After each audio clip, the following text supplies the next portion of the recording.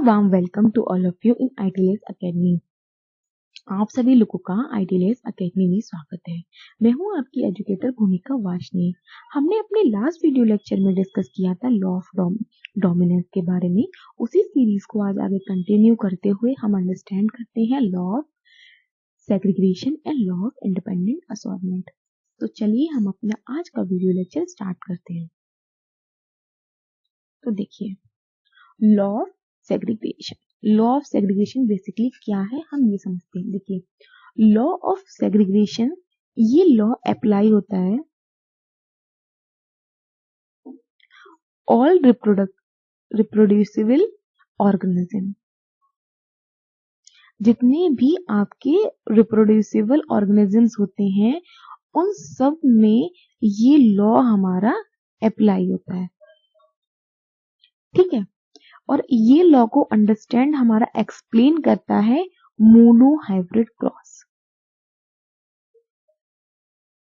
ठीक है। Monohybrid cross की तरफ से हम इस जो लॉ है इसको अंडरस्टैंड करते हैं। और ये वाला जो लॉ है उसे हम law of purity of gametes के नाम से भी जानते हैं, ठीक है। ठीक है, लॉ ऑफ सेग्रीगेशन हमारा जितने भी रिप्रोड्यूसिबल ऑर्गेनिजम्स होते हैं सब पे अप्लाई होता है। इसको एक्सप्लेन करता है हमारा मोनोहाइब्रिड क्रॉस। इसके अलावा इस लॉ को हम law of purity of gametes के नाम से भी जानते हैं, ठीक है। देखिए, जब भी कोई हमारा डिप्लॉयड ऑर्गेनिजम्स है, कैसे ऑर्गेनिजम्स? हमारे डिप्लॉयड ऑर्गेनिजम्स,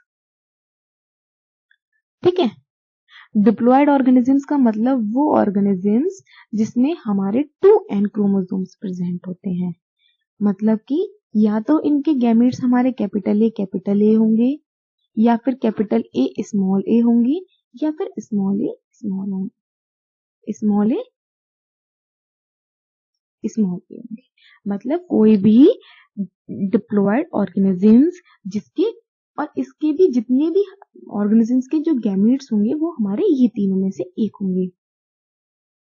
और इन डिप्लॉयड ऑर्गेनिजम्स के ईच कैरेक्टर, मतलब भी जितने भी हमारे कैरेक्टर हो, चाहे हम किसी भी कैरेक्टर की बात करें, चाहे उसका हाइट का कैरेक्टर हो, चाहे लेंथ का हो, चाहे कलर का हो, चाहे ए टू जेड कोई भी ऑर्गेनिज्म कोई भी कैरेक्टर हो, उन सब के लिए जो हमारे गैमेट्स रिस्पॉन्सिबल होंगे वो गैमेट्स हमारे ये होंगे, ठीक है। ये गैमेट्स में दो कंडीशंस हो सकती हैं। एक कंडीशन तो होगी हमारी होमोजाइगस और दूसरी हमारी होगी हेट्रोजाइगस। या तो होमोजाइगस कंडीशन में होंगे या फिर हेट्रोजाइगस कंडीशन में होंगे। अगर होमो में हुए तो कैपिटल ए होंगे, स्मॉल होंगे। हेट्रो में हुए तो फिर कैपिटल ए स्मॉल ए होंगे, ठीक है। तो क्या है, कोई भी डिप्लॉयड ऑर्गेनिजम्स उसके ईच कैरेक्टर के लिए हमारे होमोलॉगस क्रोमोसोम या फिर हेट्रोलॉगस गैमेट्स क्या होते हैं, रिस्पॉन्सिबल होते हैं। लेकिन यही गैमेट्स जब हमारे एक जनरेशन से दूसरी जनरेशन में ट्रांसफर होते हैं, फॉर एग्जाम्पल सपोज करिए ये है हमारा पेरेंट P1 और ये है हमारा पेरेंट P2। इसके जो गैमेट्स हैं वो है कैपिटल ए, इसके जो गैमेट्स है वो है कैपिटल ए स्मॉल ए, ठीक है। तो जब ये गैमेट्स हमारे, इनको हम बोल रहे हैं यहाँ पे हेरिडिटी फैक्टर। हेरिडिटी फैक्टर से क्यों बोलते हैं? क्योंकि यही वो फैक्टर हैं जो हमारे एक जनरेशन से दूसरी जनरेशन में क्या होंगे, ट्रांसफर होंगे, ठीक है। इसीलिए हम इनको यहाँ पे बोल रहे हैं हेरिडिटी फैक्टर। जब ये हेरिडिटी फैक्टर एक जनरेशन से दूसरी जनरेशन में, मतलब कि पेरेंट से उनके ऑफ स्प्रिंग में, ये ऑफ स्प्रिंग मतलब कि चाइल्ड, यहाँ पे ऑफ स्प्रिंग में जब हमारे ट्रांसफर होते हैं तो इनके जो गैमेट्स हैं उसमें से सिर्फ एक ही गैमेट, या तो कैपिटल ए या तो कैपिटल ए, इसके गैमेट्स बनेंगे दो, ठीक है। इसके गैमेट बनेंगे या तो कैपिटल ए स्मॉल ए और इसके गैमेट बनेंगे कैपिटल ए कैपिटल ए। तो इनके जो गैमेट्स हैं वो ऑफ स्प्रिंग में सिर्फ एक ही गैमेट हमारा क्या होगा, ट्रांसफर होगा। या तो इस ऑफ स्प्रिंग में ये जाएंगे या हमारा ये जाएगा। ठीक है, जब भी कोई भी, तो देखो जब भी कोई भी दो पेरेंट्स हैं उनमें आपस में क्रॉस होता है, मतलब कि फर्टिलाइजेशन होता है, तो उस दौरान उनके जो गैमेट्स होते हैं उन गैमेट्स में से ही एक गैमेट्स ही हमारा एक जनरेशन से दूसरी जनरेशन में हमारा ट्रांसफर होता है। क्या होता है, ट्रांसफर होता है। देखिए जैसे हम सपोज करिए, या फिर हम ये भी बोल सकते हैं अदर वर्ड्स में, जब भी फर्टिलाइजेशन होती है तो जो पेरेंट्स के गैमेट्स होते हैं वो आपस में सेग्रीगेट होते हैं, और सेग्रीगेट होने के बाद इनमें रीयूनियन होता है, मतलब कि आपस में फिर से ये जुड़ते हैं। ठीक है, तो यहीं पे ये जो चीजें मैंने आपको बताई है वो यहाँ पे हमारी एक्सप्लेन नहीं है। The law of segregation state that during the production of gametes two copy of each heredity factor separates so that offspring acquire one factor of each parents. देखिए जब भी फर्टिलाइजेशन होता है तो पेरेंट्स के जो गैमीट्स हैं वो आपस में सेग्रीगेट करते हैं हेरिडिटी फैक्टर। देखिए सेग्रीगेट हो गए, और सेग्रीगेट होने के बाद जो ऑफस्प्रिंग होता है वो एक एक पेरेंट्स के दोनों गैमेट्स को एक्वायर कर लेता है। जैसे कैपिटल ए, देखिए मैं अलग कलर चेंज करके बताती हूँ। ये जो उसने कैपिटल ए लिया वो लिया पेरेंट P1 का, और ये जो कैपिटल ए लिया वो लिया कैपिटल पेरेंट P2 का। तो यही हमें लॉ ऑफ सेग्रीगेशन बताता है। लॉ ऑफ सेग्रीगेशन क्या बताता है, लॉ ऑफ सेग्रीगेशन हमें ये बताता है कि जब भी पेरेंट्स के बीच में हाइब्रिडाइजेशन होती है तो और उसमें से उनके जो गैमेट्स हैं उन गैमेट्स में से सिर्फ एक गैमेट्स ही नेक्स्ट जनरेशन में ट्रांसफर होता है, और जो ऑफस्प्रिंग होता है वो अपने दोनों पेरेंट्स के एक गैमेट्स को ही एक्वायर करता है। ठीक है, तो चलिए अब मैं इसको एक एग्जाम्पल के थ्रू आपको अंडरस्टैंड कराती हूँ। देखिए फॉर एग्जाम्पल हमने क्या किया, एक लिया हमने पी प्लांट। ठीक है, हमने लिया पी प्लांट, और यहाँ पे जो जिस हम कैरेक्टर की स्टडी कर रहे हैं वो कैरेक्टर है हमारा हाइट का, मतलब कि हम हाइट के कैरेक्टर की क्या कर रहे हैं, स्टडी कर रहे हैं। इसके लिए जो हमारे गैमेट्स हैं वो है कैपिटल टी, ये है हमारे पेरेंट P1 के, और पेरेंट P2 के हमारे कैपिटल टी एंड, चलिए इन प्योर लाइन ही ले लेते हैं, capital T and small T. ठीक है, तो देखिए अब हमने पेरेंट P1 लिया, यहाँ पे कैपिटल टी, इसमें आपस में हमने कराया cross capital T small T से। तो क्या हमने लॉ के अकॉर्डिंग क्या था, ये जो गैमेट्स हैं ये आपस में सेग्रीगेट होंगे, मतलब ये कैपिटल टी ये सेग्रीगेट हो गई।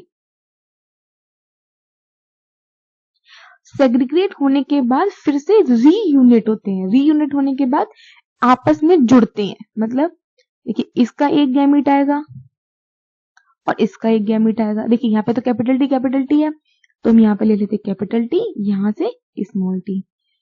तो अब ये दोनों आपस में क्या जाएंगे, जुड़ हो जाएंगे, और जुड़ने के बाद अब ये जो गैमेट्स हैं वो हैं ऑफस्प्रिंग के।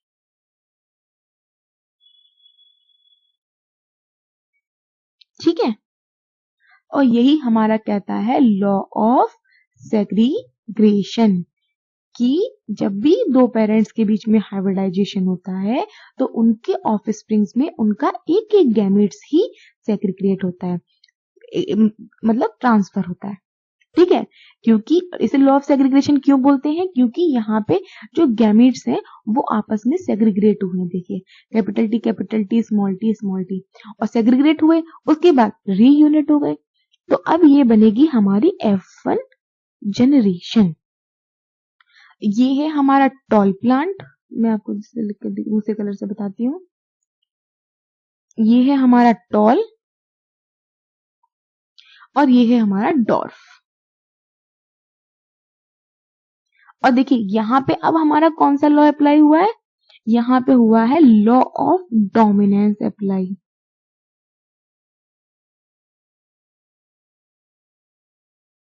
लॉ ऑफ डोमिनेंस के अकॉर्डिंग क्या था, लॉ ऑफ डोमिनेंस के अकॉर्डिंग ये था कि जब भी दो गैमीट्स के बीच में हाइब्रिडाइजेशन होती है तो उसका वही फिनोटाइपिक कैरेक्टर या फिर जो मतलब कि वही फिनोटाइपिक कैरेक्टर आपस में शो होता है जिसमें म्यूटेशन नहीं हुई होती है। तो देखिए इसका जो कैपिटल टी है ये है हमारी dominant form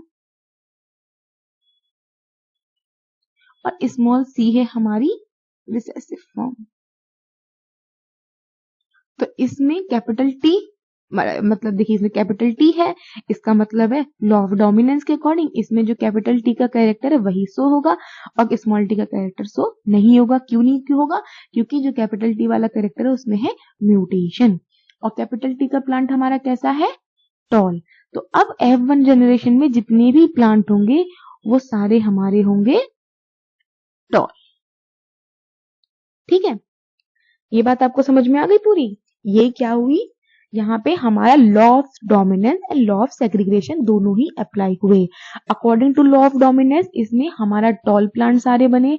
according to law of segregation कि जो भी पेरेंट्स के गैमीट्स थे वो आपस में सेग्रीगेट हुए, सेग्रीगेट होने के बाद रीयूनिट हुए और एक हमारी नई जनरेशन को इसमें हमारी F1 जनरेशन को प्रोड्यूस कर दिया।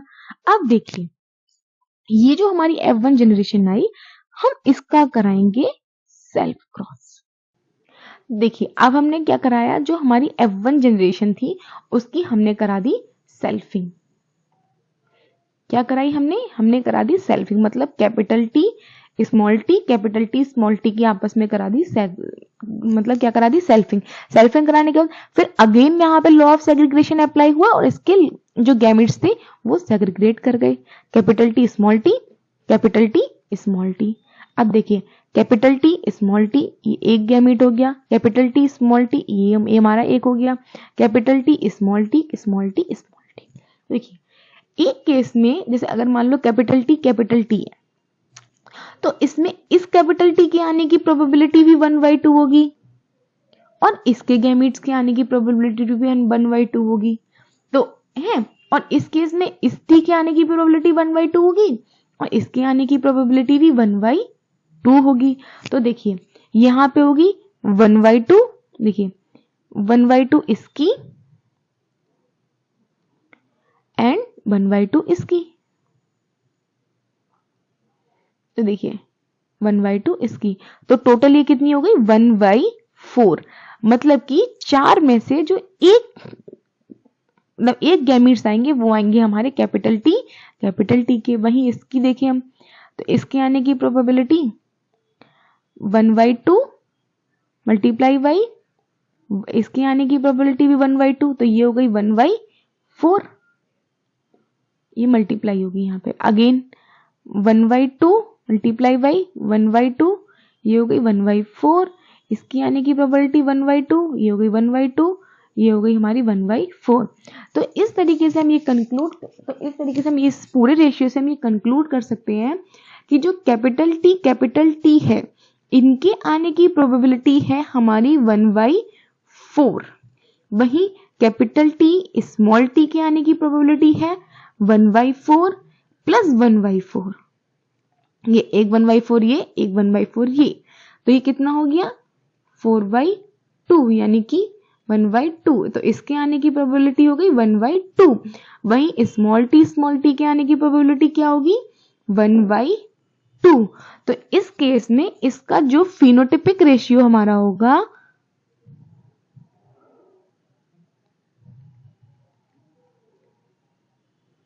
ये होगा हमारा 1:2। 2:1, क्योंकि इसमें जो 1 गैमीट्स आए हैं वो आए हैं कैपिटल टी के, जो 2 गैमीट्स आए हैं वो कैपिटल टी स्मॉल टी के आए हैं, और 1 गैमीट आया हमारा स्मॉल टी का। ठीक है, अब हम बात करते हैं, नहीं सॉरी, ये हमारा होगा जीनोटिपिक कह रहे रेशियो, मतलब यहां पे इसके ये आए हैं जीन्स, ये क्या है हमारा जीनोटिपिक रेशियो। ठीक है, अब वही हम फिनोटिपिक रेशियो की बात करें,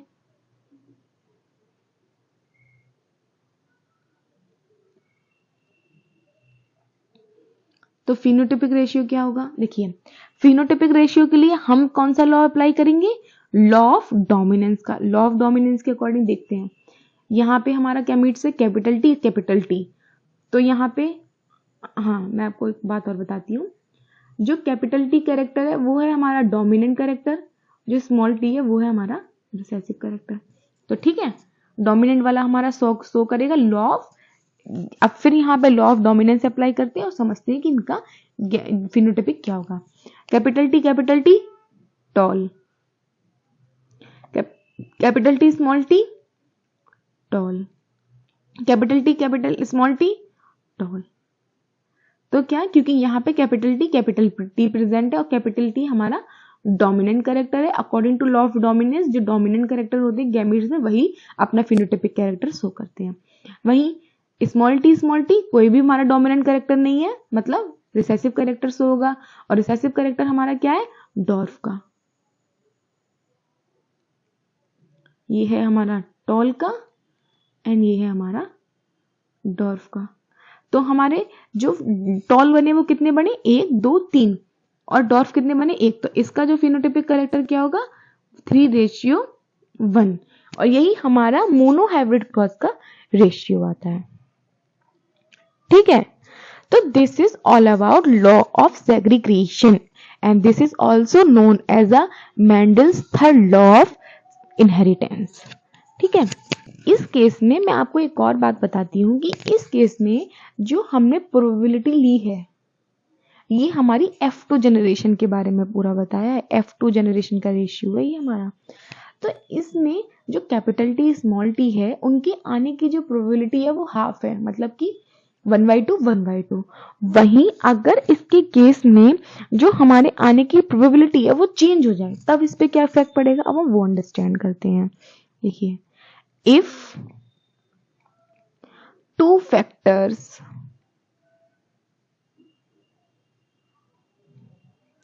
do not segregate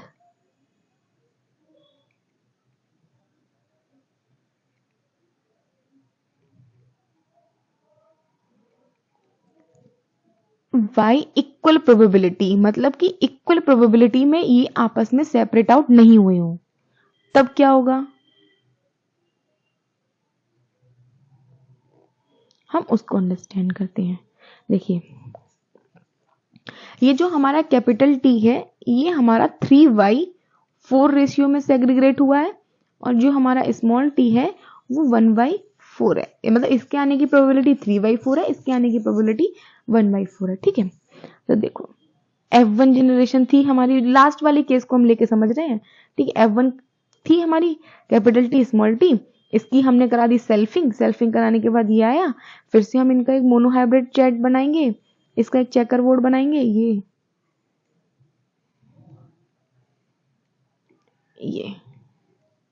capital T small T, यहाँ पे capital T small T, capital T small T small T. ठीक है, अब फिर से हम सबकी प्रोबेबिलिटी लगाते हैं। इसके आने की प्रोबेबिलिटी 3/4, इसकी कैपिटल इसके आने की प्रोबेबिलिटी अगेन 3/4, ये हो गई हमारी 9/16 F2 जनरेशन में, ये F2 जनरेशन की बात चल रही है। ठीक है, अगेन इसके आने की प्रोबेबिलिटी 3/4 मल्टीप्लाई बाई 1/4, तो ये हो गई हमारी 3/16, अगेन 3/4 मल्टीप्लाई बाई 1/4, ये हो गई 3/16। अगेन हमारी इसके आने की प्रोबेबिलिटी 1/4 मल्टीप्लाई बाई 1/4, ये हो गई 1/16। तो देखो यहाँ पे जो हमारा फिनोटिपिक रेशियो होगा वो क्या होगा, जीनोटिपिक रेशियो क्या होगा। तो देखिए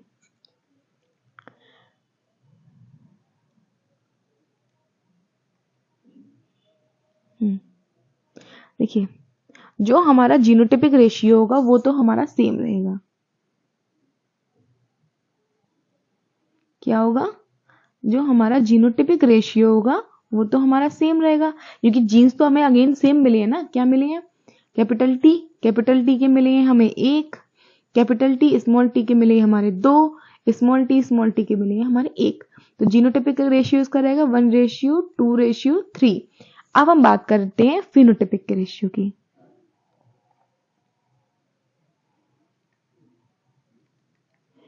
तो अगर हम फिनोटिपिक रेशियो की बात करें तो जो कैपिटल टी है उसके आने की प्रोबेबिलिटी है 9/16। मतलब 16 में से जो 9 प्लांट्स होंगे वो हमारे कैसे होंगे, कैपिटल टी के। वहीं कैपिटल टी और स्मॉल टी की बात करें तो 3/16 प्लस 3/16, ये हो गया आपका 3/16। ठीक है, और ये बनेगा हमारा 6, 3 और ये 3, तो ये बनेगा 6/16। और वही हमारा स्मॉल टी 1/16।